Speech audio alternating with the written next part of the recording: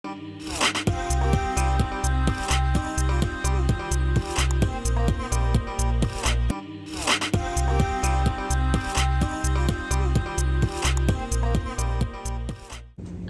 अलैकुम वरहमतुल्लाहि वबरकातुह। मैं हूं Abdurrahman Asad. University TV channel में आपको खुश आमदीद कहते हैं।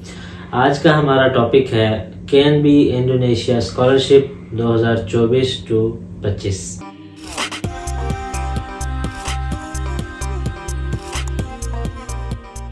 ये जो स्कॉलरशिप है ये गवर्नमेंट ऑफ इंडोनेशिया की तरफ से जो है वो मुहैया किया गया है पाकिस्तानी तलबा के लिए, और HEC ने भी इस स्कॉलरशिप को जो है वो रिकमेंड किया है कि पाकिस्तानी स्टूडेंट्स जो है वो इसके लिए अप्लाई करें। ये स्कॉलरशिप जो है वो बहुत ज़्यादा वसी रेंज में, बहुत ज़्यादा डिपार्टमेंट्स के साथ और बहुत ज़्यादा डिग्रीज़ के साथ, यानी ये स्कॉलरशिप जो है वो बैचलर डिग्रीज़ को भी कवर करता है, मास्टर डिग्रीज़ को भी कवर करता है और PhD डॉक्टरल डिग्रीज़ को भी कवर करता है। और इसमें all studies of department, all programmes, even that के engineering, law, medical, nursing, education, तमाम जो है डिपार्टमेंट इस स्कॉलरशिप में जो है वो मौजूद है। अब हम बात करते हैं कि इस स्कॉलरशिप के हवाले से 2024 में ministry of education, culture, research and technology of Republic of Indonesia ने 31 यूनिवर्सिटीज के हवाले से ये स्कॉलरशिप जो है वो ऑफर किया है। KNB scholarship host the 31 universities in Indonesia, और इसमें जो उन्होंने स्टूडेंट सेलेक्ट करने हैं उनकी जो है वो सीट्स मखसूस हैं, अनलिमिटेड नहीं है। 222 स्टूडेंट्स जो है इसमें उन्होंने जो है वो पूरे स्कॉलरशिप के लिए पाकिस्तान से लेने हैं। और इसमें ये बात याद रहे कि 30 के करीब बैचलर डिग्री वो इसमें करवा रहे हैं, 162 मास्टर डिग्री तकरीबन इसमें अवार्ड कर रहे हैं और 30 डॉक्टरल डिग्रीज जो है वो इस स्कॉलरशिप में जो है वो ऑफर करवाई जा रही हैं। अब हम बात करते हैं कि इस स्कॉलरशिप में एप्लीकेशन इंफॉर्मेशन के हवाले से। इस स्कॉलरशिप में अप्लाई करने के लिए टोटल प्रोसीजर जो है वो ऑनलाइन एप्लीकेशन पे डिपेंड कर रहा है, ऑनलाइन सिस्टम पे डिपेंड कर रहा है। तो इसमें एप्लीकेशन के लिए आपको जो है वो लिंक वीडियो डिस्क्रिप्शन में दिया गया है, आपने उस लिंक को जाके ओपन करें और जो है वो आप अप्लाई कर सकते हैं।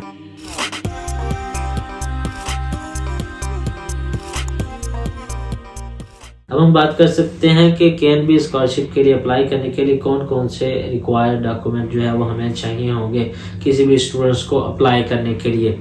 First of all the offer letter, उसके बाद है पासपोर्ट, उसके बाद जो है इंग्लिश प्रोफिशिएंसी टेस्ट, और उसके बाद जो है recommendation letter from the Indonesian embassy, उसके बाद है recommendation letter from the employer और द इमीडिएट सुपरवाइजर, यानी आप जहाँ पे जॉब कर रहे हैं या काम कर रहे हैं या जो आपके पिछले सुपरवाइजर रहे हैं उनसे आपने रिकमेंडेशन लेटर लिखवाना है। उसके बाद है रिकमेंडेशन लेटर एकेडमिक, यानी आपने अपने प्रीवियस स्कूल से, आपने अपने प्रीवियस हाई स्कूल से या कॉलेज से जो है वो एकेडमिक रिकमेंडेशन लेटर भी लिखवाना है। अब हम आगे बात करते हैं एकेडमिक सर्टिफिकेट्स। आपने इसके पास जो भी एकेडमिक सर्टिफिकेट्स हैं, ये जो भी जो है वो रिजल्ट कार्ड है, ये जो भी प्रीवियस डिग्रीज हैं वो भी आपने इसमें साथ अटैच करनी है। और अगर आपने मास्टर या PhD के लिए अप्लाई करना है तो recommendation letter from the potential research supervisor से आपने रिकमेंडेशन लेटर लिखवाना और वो भी साथ अटैच करना है। और स्टेटमेंट ऑफ द पर्पस, उसमें आप ये मेंशन करेंगे कि आप इंडोनेशिया में ये स्कॉलरशिप के लिए क्यों अप्लाई कर रहे हैं और आप वहां जाकर ये डिग्री क्यों हासिल करना चाहते हैं। कोशिश करें कि complete the online application process, ताकि आपके जो है वो सिलेक्ट होने के चांसेस ज़्यादा से ज़्यादा रहें, कोई चीज़ आपकी मिसिंग ना हो, कोई फॉर्म आपका जो है वो मिस ना हो। अब हम बात करते हैं कि इस पूरे स्कॉलरशिप में 31 कॉलेजेस हैं और स्टडी प्रोग्राम हैं, तकरीबन 1500 के करीब स्टडी प्रोग्राम है जिसमें आप स्टडी कर सकते हैं।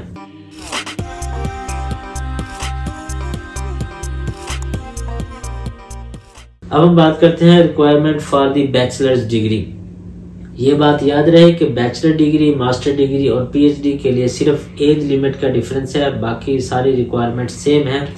बैचलर के लिए 21 ईयर्स आपकी एज होनी चाहिए और जो है वो मास्टर डिग्री के लिए 35 ईयर्स ओल्ड और पीएचडी के लिए आपकी मैक्सिमम 40 ईयर्स ओल्ड आपकी एज होनी चाहिए, इससे ज़्यादा नहीं होगी।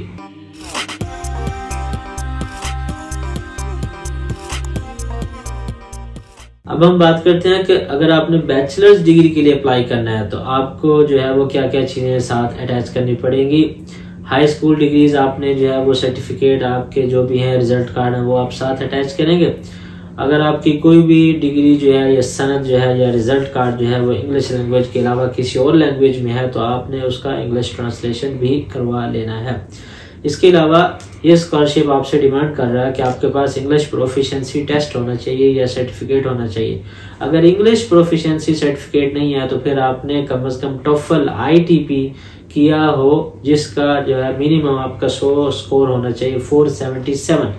और अगर आपके पास टोफल ITP नहीं है तो आपने टोफल IBT जो है वो सर्टिफिकेट हासिल किया हो 53 स्कोर के साथ, या फिर जो है वो आपने आइट्स का स्कोर किया हो 5.5 स्कोर के साथ, या फिर जो है आपने टॉइक का स्कोर किया हो मिनिमम 510 स्कोर के साथ। और ये बात भी मद्देनजर रखें ये इंग्लिश के जितने भी टेस्ट हैं रिक्वायर किए गए हैं इनकी जो है वैलिडिटी 2 ईयर से जो है वो ज़्यादा नहीं होनी चाहिए, यानी with in the last 2 year ये सर्टिफिकेट आपने हासिल किए हों। अब हम बात करते हैं रिकमेंडेशन लेटर के हवाले से। रिकमेंडेशन लेटर 3 से 4 किस्म के हैं। पहला रिकमेंडेशन लेटर है जो आपने इंडोनेशियन एम्बेसी से हासिल करना है। दूसरा रिकमेंडेशन लेटर है जो आपने अपने वर्किंग वाली, अगर आप जॉब कर रहे हैं वर्किंग वाली जगह से जो आपने सुपरवाइजर से हासिल करना है। और तीसरा रिकमेंडेशन लेटर है जो आपने पिछले स्कूल या कॉलेज से जो है वो उनके प्रिंसिपल से जो रिकमेंडेशन लेटर लिखवाना है।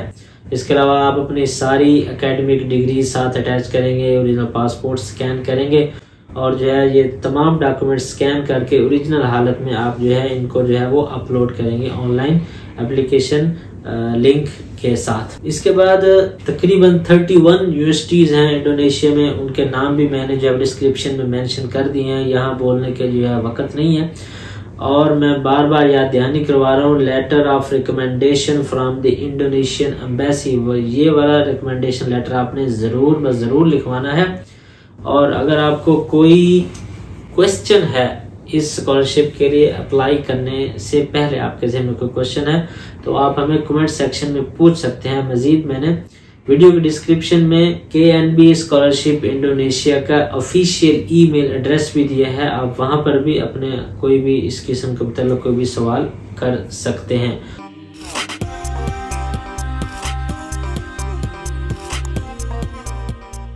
अब हम बात करते हैं प्रोग्राम स्ट्रक्चर के हवाले से। तो अगर तो आपने इंग्लिश लैंग्वेज के डिप्लोमा आपके पास है तो देन ओके। अगर आपका पास इंग्लिश लैंग्वेज का डिप्लोमा नहीं है तो फिर जो है वहां जाकर गवर्नमेंट की डिफरेंट यूनिवर्सिटीज में आपको जो है वो इंडोनेशियन लैंग्वेज के ट्रेनिंग का 1 साल का जो है वो कोर्स करवाया जाएगा, जिसमें आप जो है इंडोनेशियन की ऑफिशियल जो लैंग्वेज है भाषा उसकी जो है वो मुकम्मल तालीम हासिल करेंगे। और इस स्कॉलरशिप में खास तौर पर स्टूडेंट को जो है फोकस किया गया कि अपनी डिग्री प्रोग्राम को एक खास मुअय्यना मुद्दत के ड्यूरेशन में आपने मुकम्मल करना है। जैसे कि PhD का जो है वो उन्होंने 8 सेमेस्टर का टाइम दिया, इसमें आपने मुकम्मल करना है। मास्टर का जो है वो 4 सेमेस्टर का जो है वो टाइम दिया है, उसमें आपने मुकम्मल करना है। और इस तरह BS की डिग्री जो है वो आप अपने 8 सेमेस्टर में ही कंप्लीट करेंगे। किसी भी किस्म की सुस्ती की परमिशन नहीं है गवर्नमेंट ऑफ इंडोनेशिया की तरफ से।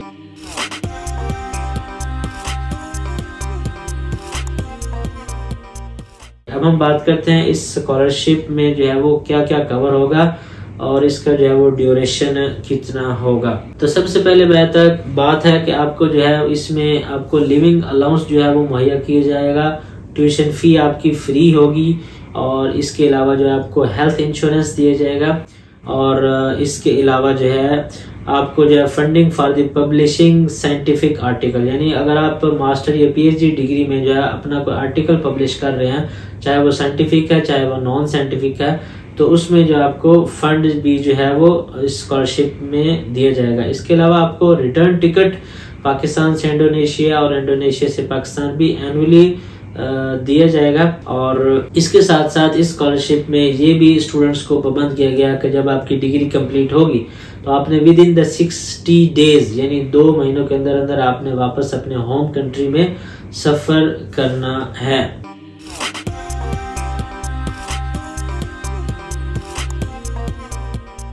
अब हम बात करते हैं कि इस एप्लीकेशन की जो है वो लास्ट डेट के हवाले से, इस एप्लीकेशन की जो है लास्ट डेट है 23 फरवरी 2024, 23 फरवरी 2024 तक आपको इस एप्लीकेशन के लिए लाजमी तौर पर जो है वो अपना काम करना होगा। और इसकी जो है वो मेरिट लिस्ट है, announcement for the selection of the student 10 जून 2024 को KNB स्कॉलरशिप की ऑफिशियल वेबसाइट पर जो है वो मेंशन कर दी जाएगी। और इसके अलावा आपके जो है वो स्टूडेंट वीज़ा का जो अरेंजमेंट है वो 8 जुलाई से 9 अगस्त के दौरान जो है वो ये वीज़ा का प्रोसेस कंप्लीट हो जाएगा।